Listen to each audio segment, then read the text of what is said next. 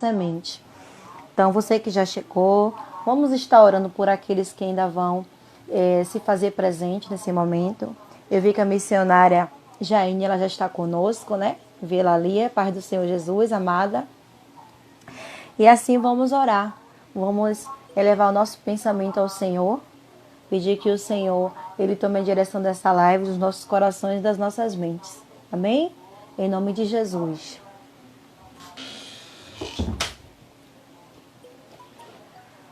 Aleluia, Jesus. Pai querido, Pai amado, quero neste momento, ó Deus, entrar em Tua presença, Senhor. Te render graças, te render louvores, agradecer a Ti, ó Pai, por esse dia que o Senhor nos concedeu. Agradecer a Ti pela noite que o Senhor nos deu, pelo dia de hoje, Senhor. Agradecer a Ti pelos livramentos, pelo fôlego de vida, pela Tua presença.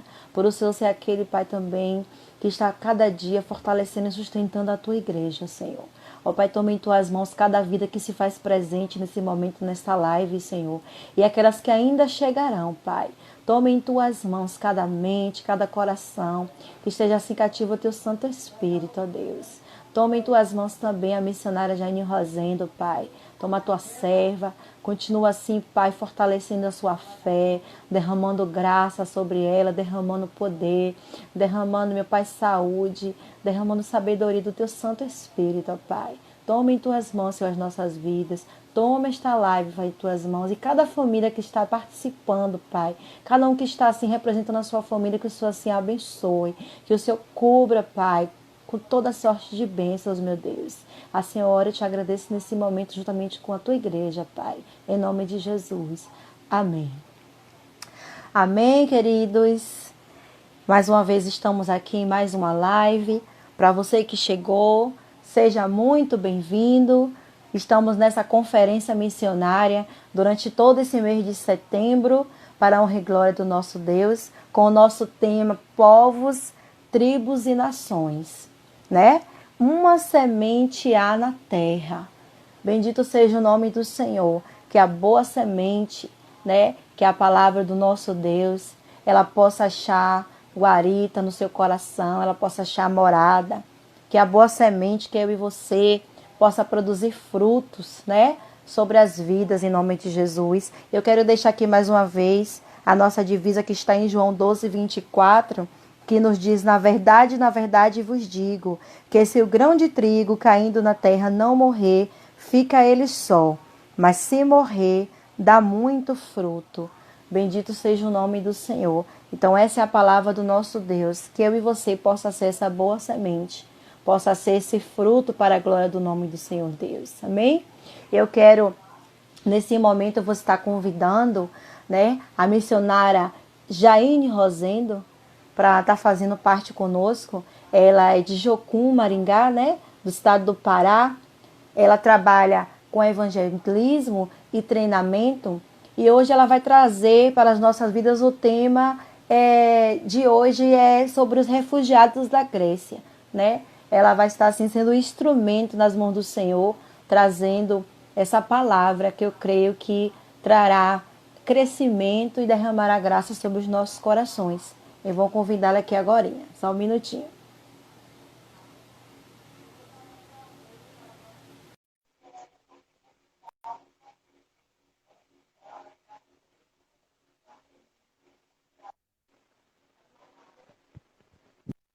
Amém. Jaine? Paraná, né? Ah, certo. Tá me ouvindo, Jaine? Acho que é a conexão dela.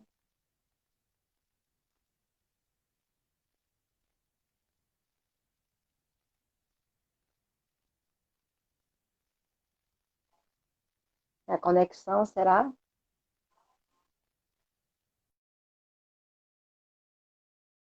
Essa conexão aí, em nome de Jesus. Eu acho que ela saiu. Vou chamar ela novamente aqui. Eu acredito que seja a conexão à internet. Estejam orando.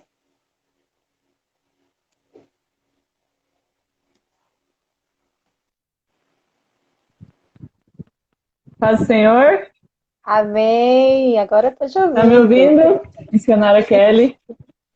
Sim, querida. Tudo bem? Tá me ouvindo também? Tô lhe ouvindo muito bem. Graças a Deus, né? Quero te saudar mais uma vez com a paz do Senhor. Se eu Amém, errei paz do alguma coisa Senhor. na apresentação, me corrija daquilo que eu falei, mas eu acho que eu falei certinho, né? É só uma observação que não é não, a Jocumaraná, oh, perdão, a Jocumaringá não está no Pará, mas está localizada aqui no Paraná. No Paraná. Foi isso que a missionária de Cristine colocou ali, sinalizou. Deixa eu perguntar ela se eu falei mais alguma coisa errada. Mas eu quero te dizer que é uma honra, né? É uma honra estar com você, participando conosco nessa noite, né? Amém. Eu que Eu me quero te sinto dizer honrada pelo convite e agradeço desde já pela oportunidade de compartilhar sobre amém. algo tão atual, tão importante, mas infelizmente pouco falado no nosso É meio. verdade. É verdade. Eu creio que será muito enriquecedor, né? Peço que você fique muito à vontade em nosso meio, né? Que Deus te Amém. abençoe, né? Eu creio que você é um canal de bênção sobre vidas e hoje vai ser sobre as nossas vidas. Amém, querida? Amém. Amém. Fique à vontade em nome de Jesus. Amém. Só me apresentar rapidinho, sei que você já falou praticamente Sim, tudo fica à sobre vontade. mim, mas eu sou a Jaine, mas gosto que me chamem de Jai. Eu tenho 27 anos, eu sou casada com o Anderson Rosendo, ele é alagoano. Eu sou mineira, a gente se conheceu lá na base da Jocum, em Maceió, quando nós trabalhamos lá por quase 5 anos. Nós trabalhamos lá em Maceió, servindo o Reino de Deus através da base.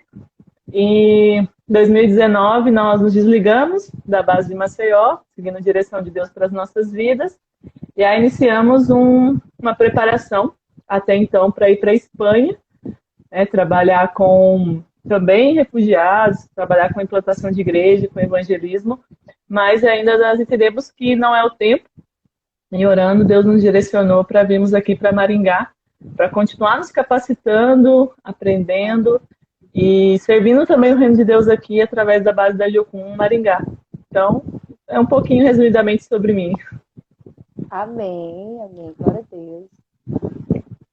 Então, entrando, né, falar sobre os refugiados, eu vou contar um pouco do testemunho que a gente viveu em 2016. A gente foi com uma equipe, nós na época estávamos servindo na base de Jocum Maceió, e nós fomos com uma equipe fazer uma escola chamada Escola de Evangelismo em Recife. Foi a primeira escola de evangelismo pela Jocum no Brasil. Nós fizemos essa escola. E o prático da nossa escola foi um tempo, a gente passou mais curto em São Paulo, e depois nós fomos para Grécia, para trabalhar no campo de refugiados chamado Moriá, lá na ilha de Lesbos. Então, eu vou entrar mais a fundo nessa experiência, mas só quero falar algumas coisas antes relacionadas a esse tema, né? Tão impactante, essa divisa que vocês colocaram. Então, é algo muito forte, né? E algo que a gente não pode desprezar de maneira nenhuma. Mas só confirmar, todos estão me ouvindo bem? A imagem tá boa? Sim, eu tô te vendo direitinho e o som também tá ótimo para mim. Então tá Muito bom. bom. Entrando nesse tema, né, nesse versículo, João 12, 24, ali quem estava falando para alguns homens era Jesus, né? O próprio Jesus. Ele estava falando sobre ele estava predizendo a sua morte, afirmando que se ele, né, não morresse, não haveriam frutos, né? E nós sabemos que a morte de Cristo, ela trouxe frutos inimagináveis para todos nós, né? Nossa natureza nós éramos filhos da desobediência, né? E com a morte de Cristo, nós agora somos filhos amados, né? Nós fomos transportados de um reino das trevas para o reino da luz, o reino do seu amor. Então, a morte de Jesus mudou tudo para nós, né?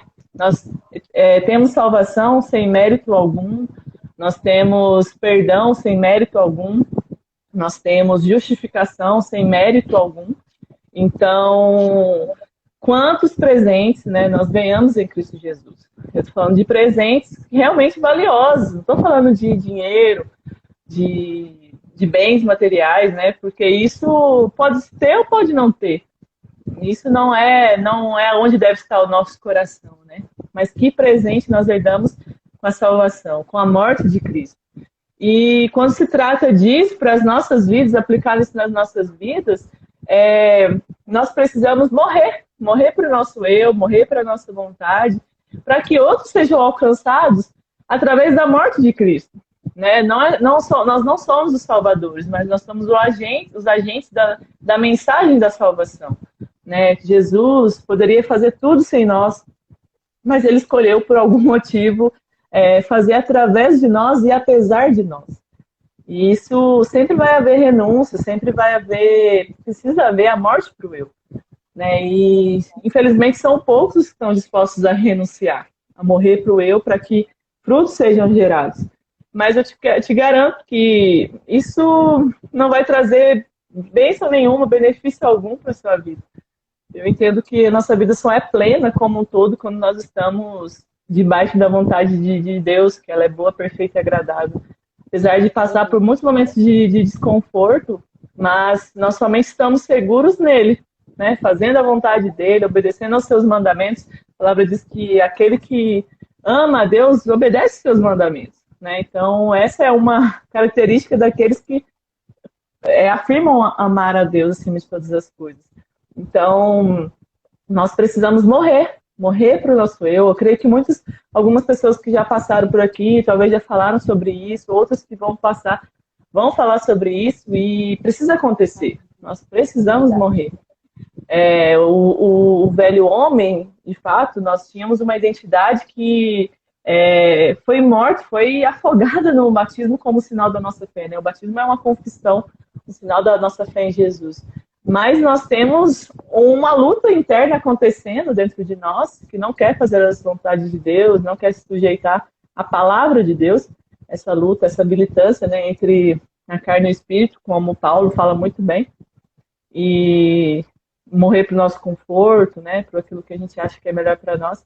Então, essa é a palavra para você, meu irmão, minha irmã, que talvez ainda não se decidiu se você quer morrer para as suas vontades e viver para a vontade de Deus, ou se você quer viver a vida do seu jeito. E eu te garanto que vale a pena viver para a glória de Deus, para as vontades de Deus, morrendo para o seu eu, diariamente. E quando se trata dessa palavra, né, a gente eu sempre me associo com o que está lá em Mateus, no capítulo 16, 25, que diz que, porque aquele que quiser salvar a sua vida, perdê-la-á. E quem ganhar a sua vida por amor de mim, e quem perder a sua vida, perdão, por amor de mim, achá-la-á. Né? Então, faz muito sentido com isso que eu acabei de falar. Nós precisamos realmente perder a nossa vida por amor a Deus, amor a Cristo. Então, nós acharemos o verdadeiro sentido do que é viver. Amém, irmãos? Amém. Aleluia. E entrando nos refugiados, né? É tão interessante porque muitas pessoas falam assim: eu tenho uma vida muito agitada, muitos compromissos, eu tenho muitas responsabilidades, né? Eu acredito que essa vocação missionária, como eu vivo, né, de ir para lugares, de trabalhar com povos, nações, eu creio que nem todos foram vocacionados para trabalhar dessa maneira. Muitos foram vocacionados para trabalhar na sua cidade, no seu estado. Mas quando se trata de refugiados, é algo tão interessante que nós, às vezes, nem precisamos ir aos refugiados. Eles estão vindo até nós. Com a crise dos refugiados, principalmente na região da Síria, na região lá daquela região bem falada, Síria, Afeganistão, Iraque, tantos outros países ali, nós vemos que muitos refugiados estão vindo não somente para o Brasil, mas tantas outras nações, e não somente ali daquela região, mas nós encontramos no Brasil muitos refugiados vindo do Haiti, muitos refugiados vindo da Venezuela. Então, assim, nós não precisamos fazer tanto esforço para ir até eles, e eles estão vindo até nós. Em 2016, quando nós fomos para a Grécia, o campo de refugiados tinha recém-inaugurado, ele tinha sido inaugurado em 2015, e lá tinham aproximadamente 37 nações dentro do campo. Então a gente se sentia lá, não que a gente esteve em Babel, né, mas a gente fazia uma analogia com Babel, daquela confusão de línguas e você não entender nada, povos realmente muito diferentes. Nós encontramos povos africanos ali, nós encontramos povos asiáticos, enfim, muito, muito, algo que eu nunca imaginei viver. E nós fomos lá a Guerra da Síria, quando a gente foi, estava no seu 5º ano, se eu não me engano. E a Guerra da Síria continua, né, para quem não sabe, por conta do islamismo radical, que tem obrigado as pessoas a se refugiarem em outras nações. Então, nós fomos até eles, foi uma experiência assim, foi muito impactante, não foi fácil os dias no campo, mas que eu guardo com muito carinho, mas ao mesmo tempo eu guardo com muita responsabilidade de orar por eles. Mas se você não pode ir até eles, irmãos, eles estão vindo até nós.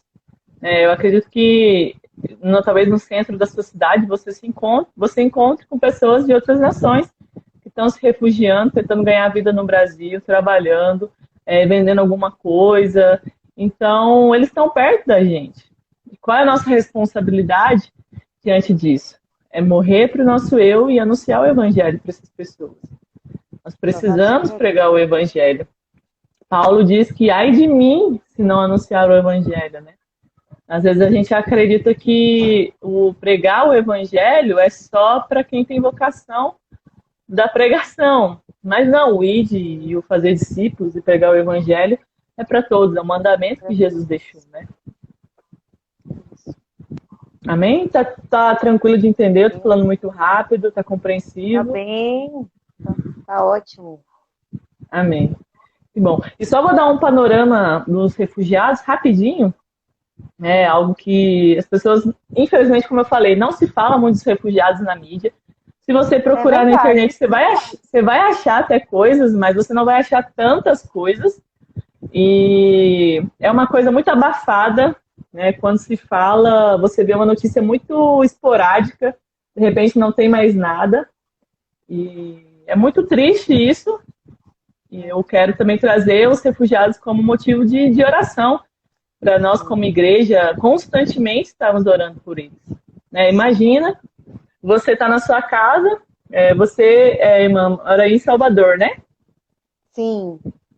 Imagina você estar em Salvador, com a sua família, no seu trabalho, com a igreja e tudo mais. E aí você fica sabendo e você escuta alguns bombardeios nas regiões vizinhas, nos bairros próximos da sua casa. E aí você sabe que o barulho está se aproximando. Então, provavelmente, o bairro que você mora vai ser um dos próximos atingidos.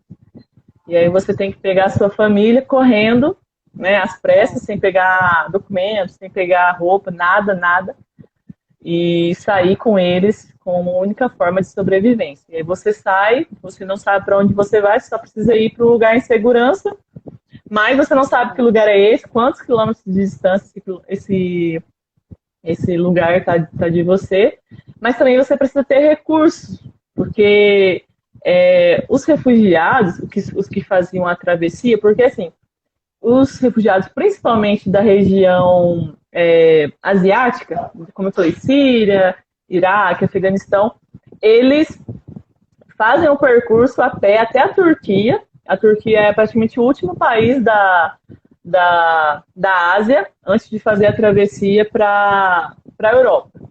Então, eles fazem o percurso a pé e quando eles chegam na Turquia, existem os contrabandistas, né? É uma espécie daqueles que trabalham que fazem os coiotes, né? Da Rota do México para os Estados Unidos. Não sei quem conhece, já ouviu falar. E eles chegam aproveitando daquela situação tão triste dos refugiados e oferecem para eles um lugar maravilhoso na Europa, onde eles vão ter comida boa, uma casa boa. Eles cobram, isso em 2016, eles cobravam em média $600 por pessoa.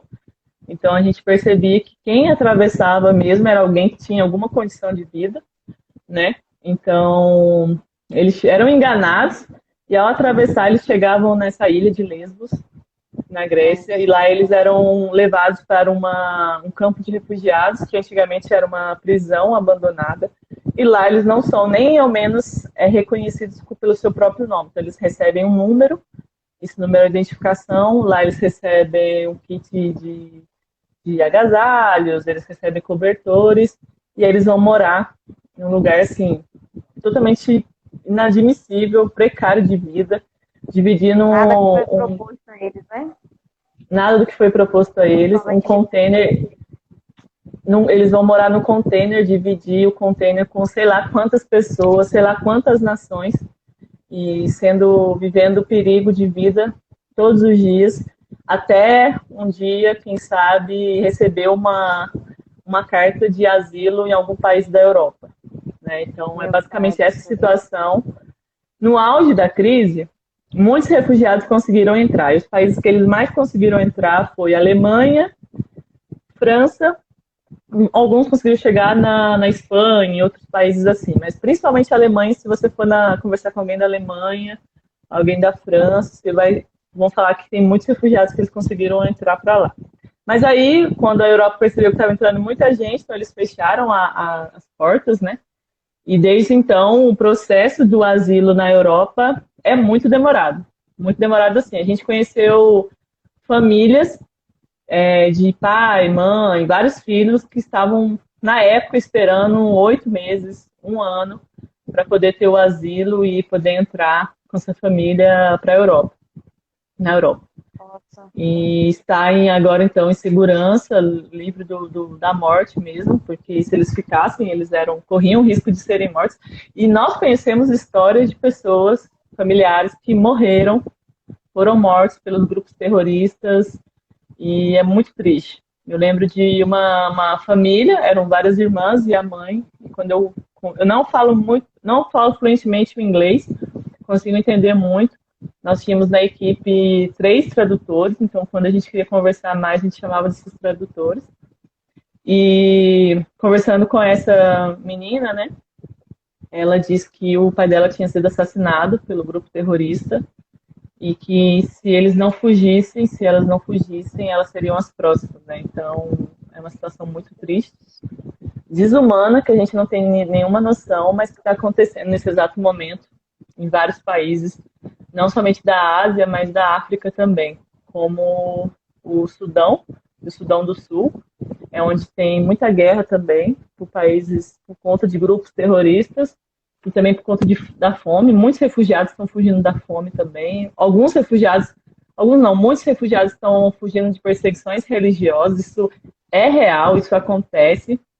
A gente conheceu uma mulher, ela é da Eritreia, e ela estava com o esposo, conseguiu chegar no campo. E eu lembro que ela olhou para a gente e percebeu que a gente era cristão, e ela falou assim, bem baixinho, que ela também era cristã, e que ela não poderia expor ali, porque no campo ela também poderia receber ameaças, mas que o motivo dela ter fugido da Eritreia era perseguição religiosa. Então, se ela ficasse, ela provavelmente seria morta pela fé dela em Jesus. Então, isso é real, isso está acontecendo. Não é uma história em quadrinhos, não é uma invenção, isso está acontecendo. Nossa, meu Deus, muito triste. Muito triste. E é questão de, fazendo rapidinho uma coisa dos refugiados, né? Até 2019, estou pegando umas informações mais atualizadas, né? Porque a gente tem um tempinho, mas até 2019 havia, segundo a ONU, mais de 70 milhões de refugiados, né? Pessoas deslocadas da sua residência. Né? E eles migraram forçadamente por conta de sobrevivência. Então, eles não migraram por questão, eu não estou gostando de morar aqui, eu vou morar em outro lugar. Não. Eles migraram, tiveram que sair para sobreviver mesmo. Então, até 2019, as estatísticas da ONU eram em torno de 70 milhões. Isso contabilizados, né?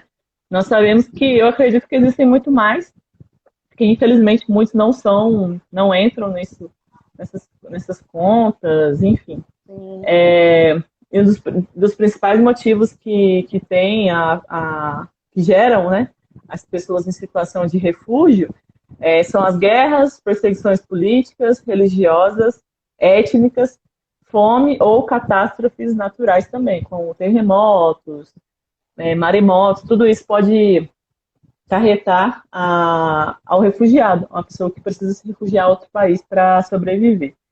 E desses 70 milhões, né, a ONU acredita que 41 milhões está em situação de refúgio dentro dos seus próprios países. Então, mais da metade dessas pessoas elas estão tentando buscar um abrigo seguro no seu próprio país. E de certa maneira, a gente ora para que elas encontrem, porque no país delas, elas estão com a língua delas, elas estão com a cultura delas, porque uma coisa que a gente via lá no campo, eram muitas pessoas que falam árabe, o árabe é uma das línguas muito difíceis de se aprender, e muitos queriam se comunicar e não conseguiam.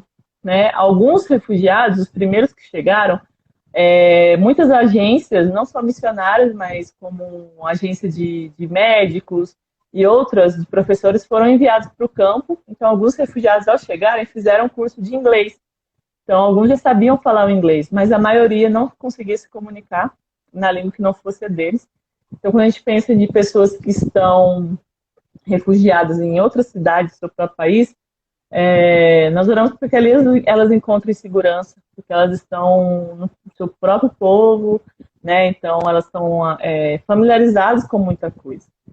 E até 2019, né, dessas pessoas, 3,5 milhões solicitaram oficialmente asilo em outro país, e 25,9 milhões de indivíduos são refugiados. Então, muitos refugiados nem conseguiram solicitar asilo em outros países. Isso é um número muito preocupante, né? Você pega nem 5% conseguiu solicitar asilo, está esperando, mas muitos nem conseguiram solicitar. Então, sabe-se lá quando eles vão conseguir estar num lugar seguro para viver. E quem pode ser considerado um refugiado? Né? Eu falei um pouco, mas queria deixar uma definição clara sobre isso, que, segundo o conceito oficial da ONU, pela Convenção de 1951, ela é relativa ao Estatuto dos Refugiados. Então, ela é algo direcionado a isso. Então, você pensa, 1951 é praticamente 70 anos atrás. E lá já tinha refugiados. E esse número só aumenta, só aumenta. Tanto é que, nos últimos 10 anos, o número de refugiados aumentou 50% em relação a 60 anos atrás. Então, até, por exemplo, 2010, dando um exemplo, né, fazer uma conta mais fácil de se entender. Nós poderíamos ter 10 milhões de refugiados, até em 60 anos. Mas aí, em 2010, de repente, chegaram 5 milhões, até hoje, chegaram 5 milhões de refugiados em apenas 10 anos. É um número muito grande e continua a chegar todos os dias refugiados. Meu Deus. E a ONU também, né, afirma dentro dessa definição que são refugiados as pessoas que se encontram fora do seu país por causa de justo temor, perseguição por motivos de raça, religião ou nacionalidade, opinião política ou participação em grupos sociais e que não possa ou não queira voltar para casa. Então, até 1951, a ONU tinha essa definição. Mas aí, depois, revendo muitos conceitos, a ONU entendeu que refugiado não é aquele que não quer voltar para casa, mas é aquele que não pode voltar para casa. Então, a situação ficou muito preocupante, porque ela olhou e identificou, por exemplo, eu sou uma brasileira e eu quero morar na Europa. Então, eu quero morar, mas se eu estivesse em situação de perigo aqui no Brasil, eu não quero morar na Europa, mas eu preciso morar na Europa por conta de segurança e sobrevivência. Então, até depois disso, a ONU mudou essa definição, então, para a gente entender melhor o quão sério é essa situação de uma pessoa refugiada. Então, o refugiado, ele passa por conflitos de intensa guerra. Uma coisa que a gente via muito lá no campo é pessoas muito agressivas. E quando a gente viu, a gente se assustou um pouco, porque a gente não está familiarizado. A gente vê, sim, pessoas agressivas, a gente vê notícias, né? Nós vemos manchetes, manchete, um pouco antigo esse termo, né? Mas nós vemos várias vezes coisas assim, muito trágicas que acontecem de maneira agressiva. Mas lá é algo assim, surreal. As pessoas estavam muito agressivas, a gente viu pessoa pegando faca. Eu lembro que numa das cenas, Na época o Anderson nós éramos namorados, né? E ele separou uma briga, assim, foi muito Deus, assim, guardando ele, usando ele, de um sírio que puxou a faca para matar um cidadão do Afeganistão. Então, eles são muito agressivos. Não, e aí a gente foi entender por quê. Por que eles são agressivos? Não são todos, mas muitos. Porque eles vêm de um contexto agressivo. Então, eles presenciaram a guerra. Eles presenciaram, muitas das vezes, familiares sendo executados na frente deles. Na frente deles. Muitas mães, elas viram filhas sendo estupradas e mortas pelos terroristas. Famílias. Eu lembro de um senhor que a esposa dele foi morta na frente dele porque ele não quis fazer parte do grupo terrorista. Então, assim, é agressividade total onde eles estavam. Então, a reação deles agressiva não é algo fora do normal. É claro, a gente estranha, mas era simplesmente o contexto que eles estavam acostumados.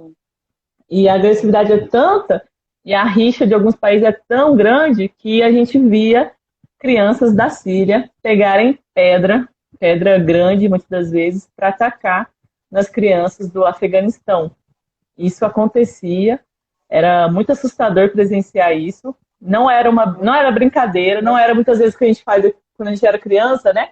E a gente se desentendia com o coleguinha na rua, ficar alguns dias sem falar, não. É violência mesmo, que acontecia desde as crianças, porque elas estavam num contexto muito agressivo. E eu lembro de uma criança que eu tive bastante contato lá, o nome dela é Rayma, e ela era muito agressiva mesmo. Ela era tão agressiva que nenhuma criança queria brincar com ela. Imagina, né? Geralmente criança quer brincar com criança, mas imagina uma criança sendo tão agressiva que nenhuma outra criança quer brincar com ela. E essa era a Rayma, né? E ela, quando a gente chamava ela, brincava, ela batia, ela beliscava a gente. Ela, às vezes, queria morder a gente, não como forma de brincadeira, mas porque ela era agressiva mesmo.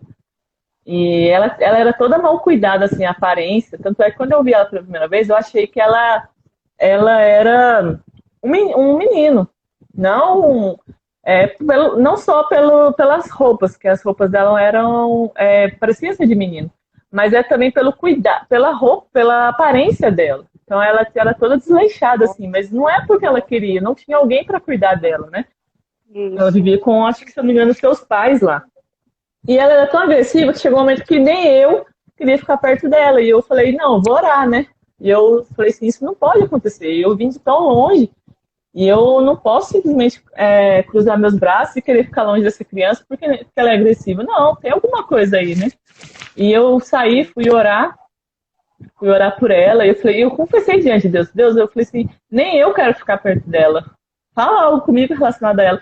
Eu lembro que Deus disse assim para mim, que as pessoas que menos demonstram amor são as que mais precisam ser amadas. E aquilo me confrontou muito, porque eu falei assim, uau, é isso, ela não demonstra amor porque ela não aprendeu a ser amada, ela não foi amada, ela não foi cuidada. E eu lembro que Deus falou assim para mim, nesse tempo que você está aqui, cuide dela, abrace ela, beije ela, mesmo que ela não queira. E aí eu comecei a fazer isso. Então eu chamava ela, eu às vezes levava algum doce, alguma coisa para ela, eu colocava ela no meu colo, fazia carinho nela, e ela não gostava no começo, ela ficava muito resistente, e Deus falou para mim, insista, e eu fui insistindo no decorrer dos dias, e é algo que mexe muito comigo, porque quando os dias foram passando, ela começou a vir até mim, eu não precisei ir até ela, e ninguém queria brincar com ela, mas eu separava um momento do dia, e eu ia brincar com ela, mesmo que às vezes ela se estressava, mas eu ficava brincando com ela, a gente jogava bola juntas. E aí nos últimos dias eu fiquei muito triste, porque eu estava indo embora, né? Mas aí foi muito legal, muito especial, quando ela veio até mim e ela me abraçou. E aí Deus disse para mim assim, talvez a única demonstração de amor que essa menina teve na vida dela foi através de você. E não é a questão do tempo, não é questão de eu passei com ela 15 minutos, 2 horas, mas é a motivação e a intencionalidade do meu coração em relação a ela. Então, eu tive que morrer pro meu eu, porque por mim mesma eu não queria ficar perto dela.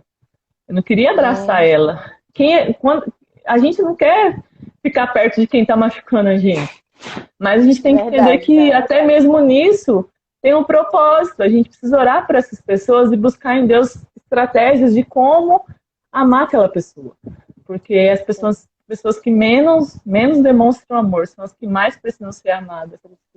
E nesses dias eu aprendi isso. Na dor, assim, na prática. E foi muito legal, muito especial ver a Reima vindo até mim e me abraçando. Algo que ela nunca tinha feito. Algo que ela nunca tinha... Não sei, mas eu acredito que ela nunca tinha vivenciado aquilo. Alguém que parou e deu atenção para ela. Que a gente não se entendia, porque como criança ela não falava, não sabia nem falar o inglês. Mas a linguagem do amor é universal, né? Como eu creio que muitos já ouvimos. Então eu pude amar ela da maneira como Deus me instruiu, me capacitou naquele momento. Então, eu acredito que eu vou compartilhando algumas coisas e fazendo muito link com algumas experiências que eu vivi lá nesses dias na Grécia, em 2016. Alguns dados relacionados aos refugiados, né? Eu falei do número que cresceu 50% nos últimos 10 anos, e mais da metade desse número são crianças. Uma coisa que a gente via lá no campo, existiam muitas famílias assim, que conseguiram atravessar, porque da Turquia até essa ilha era em torno de 1h30 no bote, né? Então, o que os traficantes, né, os coiotes faziam? Eles colocavam 40 pessoas, muitas das vezes, num bote que cabia 20, cabia 15 pessoas. Então, muitos botes viraram, muitos refugiados morreram. Tem até o caso daquele menino sírio que morreu afogado e ele voltou para uma praia da Síria.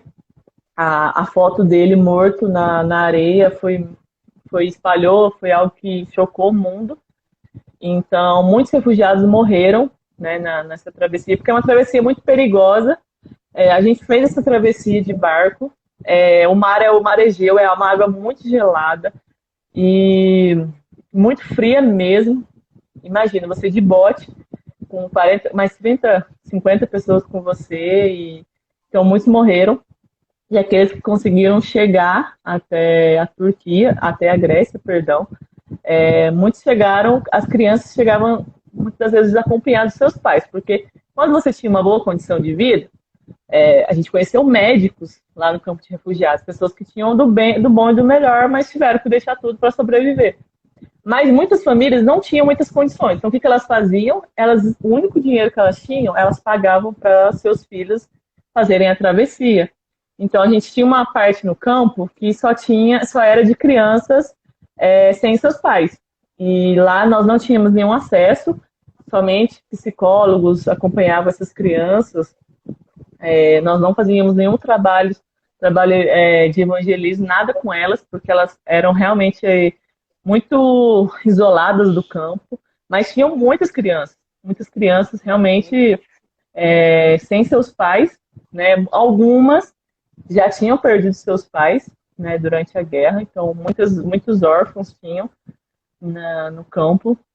Então esse número confirma, né, que o número de crianças é assustador, que está sem pai, sem mãe e estão nesses campos de refugiados. E aí a questão de número, né, desse número de refugiados, 57% são de 3 países, principalmente. Afeganistão, Síria e Sudão do Sul. E os países que mais acolhem os refugiados, né, é a Turquia, o Paquistão e a Uganda. A Turquia, tem um bairro na Turquia lá, de uma cidade, que é praticamente só de refugiados, cerca de 300 mil refugiados nessa cidade, e chegando cada dia mais refugiados. E a Uganda é um país vizinho ao Sudão do Sul. Lá tem campo de refugiados também. Então, é um país que está próximo e está acolhendo os refugiados que estão saindo do Sudão do Sul por conta da guerra, da fome e outros motivos. Os países que mais enviam refugiados, então, um dos países onde mais saem refugiados que precisam fugir para sobreviver, Do continente asiático é a Síria, o Afeganistão, o Iraque, o Iêmen e Mianmar. Praticamente todos esses países têm guerra, são países muçulmanos, então há grupos terroristas, né, de todos os lados, infelizmente. E do continente africano é o Sudão, a República Democrática do Congo, Burundi, Nigéria, Costa do Marfim, República Centro-Africana e Etiópia. E aqui no continente americano existem refugiados, sim. E os principais países que as pessoas precisam sair para sobreviver é o Haiti e a Venezuela, por conta da situação que por anos tem sido muito perigosa, né? Muitas pessoas já morreram na Venezuela. A Jocum tem uma base lá em Roraima. Lá eles estão apoiando e trabalham muito com os refugiados vindo da Venezuela. Então, no nosso continente ainda tem muitos casos de pessoas que estão fugindo para sobreviver. E no nosso Brasil, né, quando eu falei que muitas vezes os refugiados estão vindo até nós, no Brasil, até 2019, até o final de 2018, perdão, existiam cerca de 11.231 refugiados oficialmente reconhecidos, sendo a maioria formada por sírios, congoleses e angolanos. Então, esses são um número reconhecido. Se você andar nas cidades, no dia a dia, você vai ver que existem muitas pessoas que estão ilegalmente no país. Elas estão em situação ilegal, mas elas tiveram que vir para sobreviver. Então, esse número é pequeno. Eu acredito que o número que existem de refugiados ilegais é assustador, pela experiência de ter passado em algumas cidades, conversado com algumas pessoas.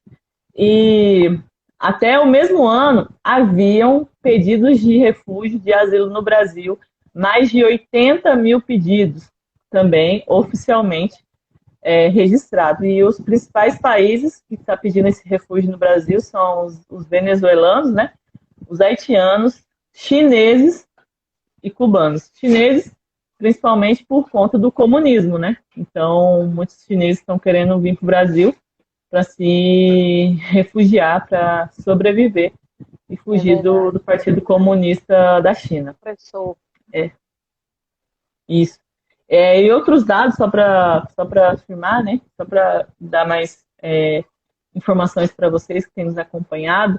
Segundo a ONU, 85% dos refugiados eles saem de países pobres e abrigam-se em outros países pobres, porque o acesso aos países pobres é muito mais fácil do que em países ricos. Por exemplo, a Europa é um lugar onde eles provavelmente, se conseguirem chegar na Europa, eles estarão em segurança, mas é um continente muito fechado. Na própria ilha que a gente estava, a ilha de Lesbos, ela era cerca de 1 hora de avião de Atenas, que é a capital da Grécia. E nessa ilha, era uma ilha de multiturismo, é a ilha de Lesbos.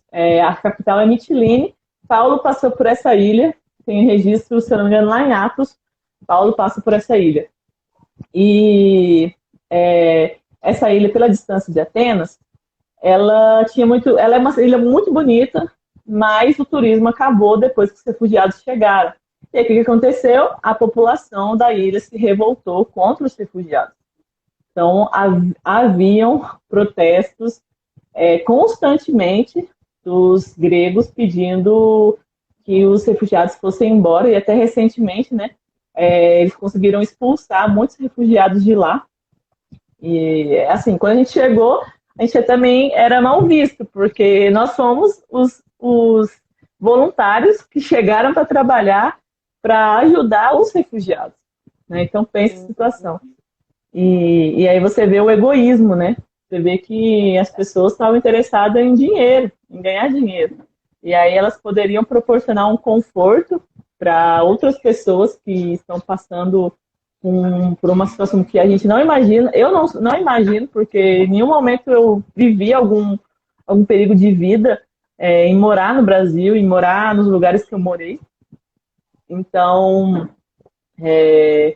você imagina a situação, e aí quando eles conseguem ir para um lugar provisoriamente seguro, e eles são rejeitados pelos habitantes daquele lugar. Então, a gente via isso, protesto.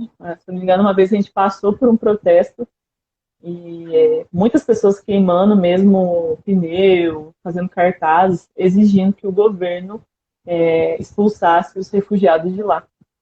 Meu Deus. E aí, reafirmando, né, que o refugiado ele não está numa migração espontânea. Ele não decidiu ir para outro país, mas ele precisou ir para sobreviver. Infelizmente, é bem assustador. E eu estava acompanhando, né, eu acompanho as notícias relacionadas ao campo de refugiados. O nome do campo de refugiados que a gente trabalhou é o Moriá. É o campo de refugiados de Moriá.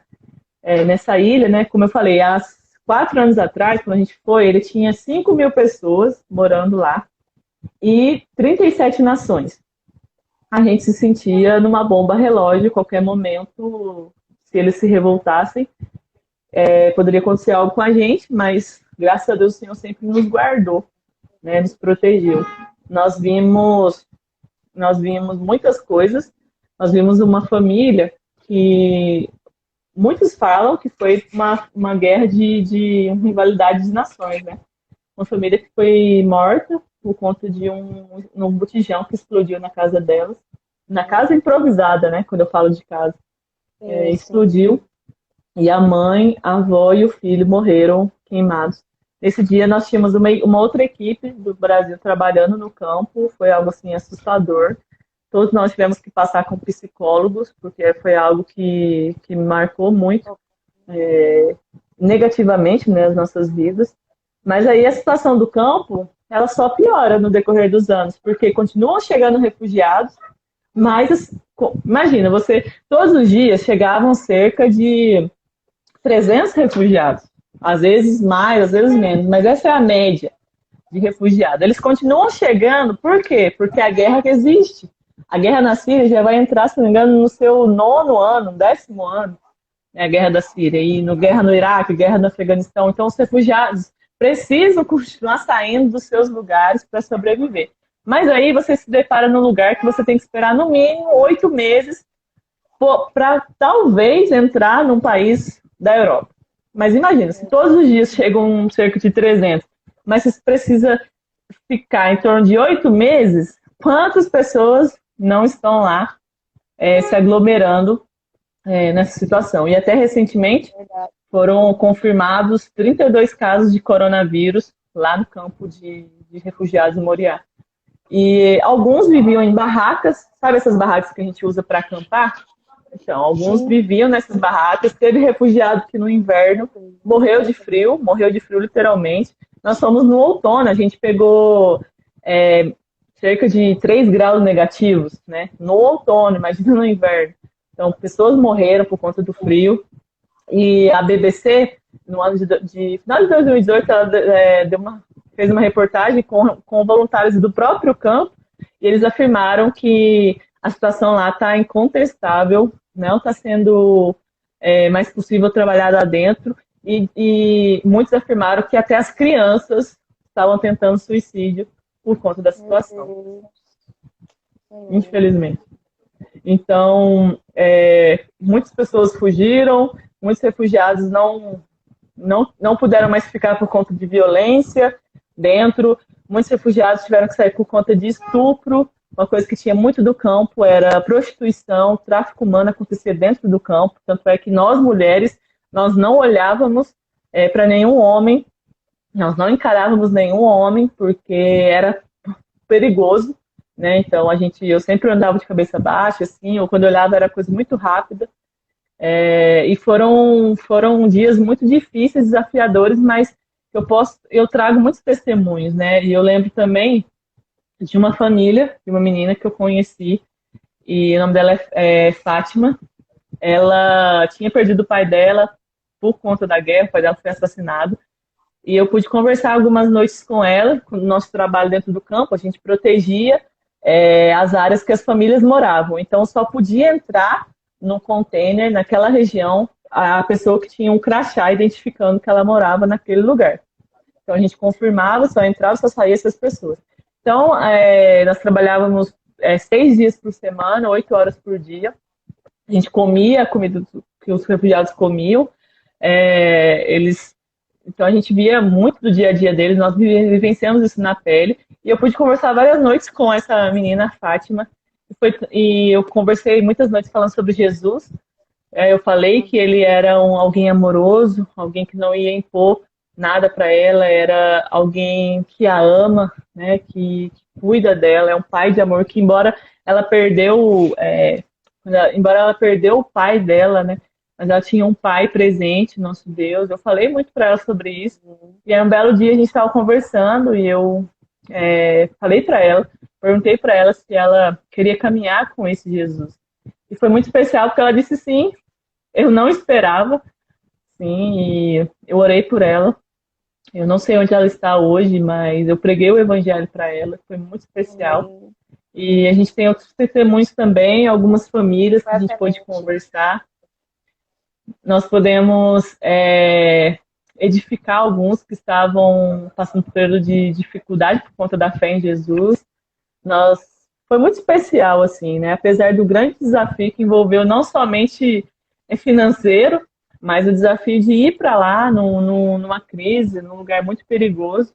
Mas em tudo nós vimos a mão de Deus e nós visitamos alguns lugares. Nós fomos para um lugar que chama Cemitério dos Coletes, que é onde os refugiados deixavam os coletes logo quando eles chegavam na ilha. Era muito colete, de perder de vista, assim.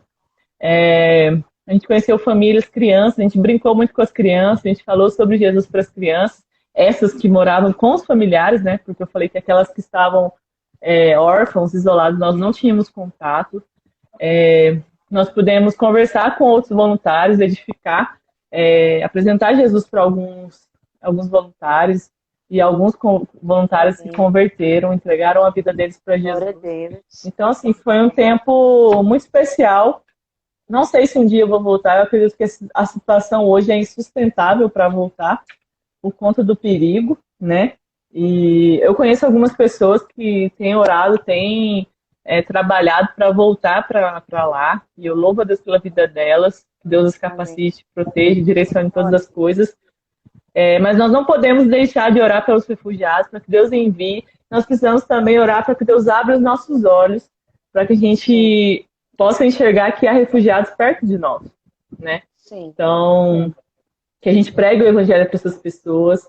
É claro que a gente tem que ter muita sabedoria. A gente não pode simplesmente chegar para um refugiado e acolhê-lo na nossa casa. Precisa ter muito temor a isso. Isso não é prudente, não é algo que eu não recomendo isso de maneira nenhuma. Mas talvez buscar estratégias, casas de acolhimento, contatos de facilitar ao máximo para essas pessoas, talvez indicar um emprego. Enfim, nós precisamos nos mover, nós precisamos morrer para o nosso eu e olhar que às vezes os refugiados estão mais perto do que a gente imagina. A minha experiência em 2016 marcou a minha vida. Eu levo isso com algo assim, muito especial, mas ao mesmo tempo muito desafiador. E sei que não foi porque eu fui lá, mas de alguma maneira Deus, em sua graça, em sua misericórdia, escolheu me levar para lá. Né? Mas uma coisa que eu quero deixar para cada um dos meus é que você não precisa ter disponibilidade para ir para outra nação, para ir para o campo de refugiados, mas você precisa ter disponibilidade e disposição para pregar o evangelho aonde você está. Aonde você está. Naquele grande dia, lá em Apocalipse diz que todos os povos, Jesus é o Rei das Nações, todos os povos o exaltarão, adorarão a Ele.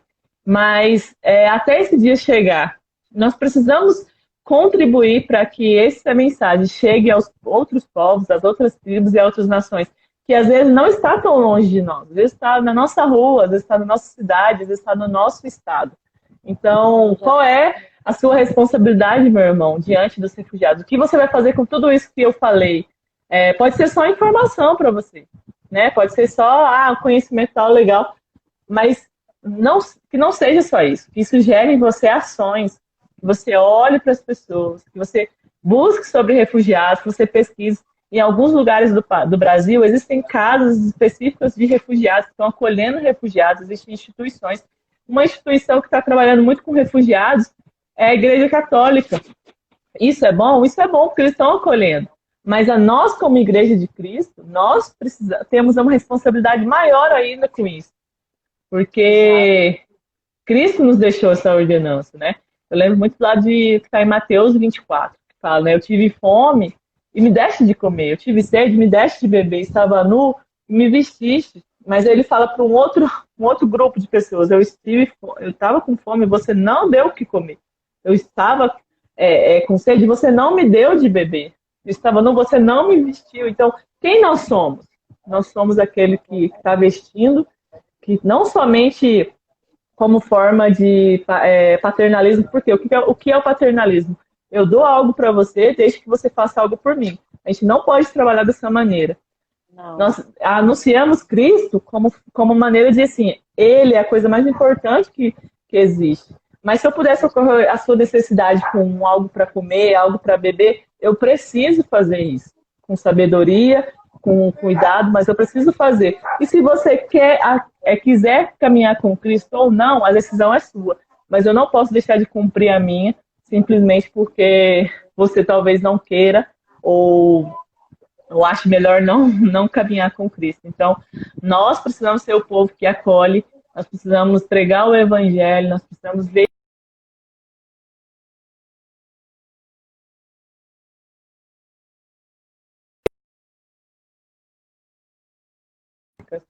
né?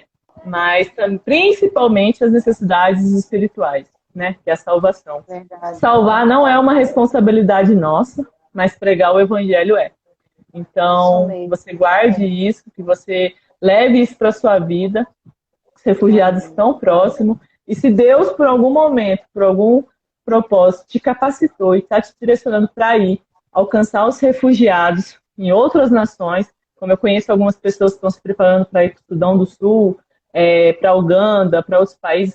Se Deus está colocando isso no seu coração, vá, meu irmão, vá, morra para o seu eu e saiba que a sua atitude vai dar frutos. Talvez os frutos não serão vistos nessa terra. Eu não sei se eu vou saber, se eu vou conhecer, se eu vou um dia me encontrar com a Fátima, com a Reima, eu não sei.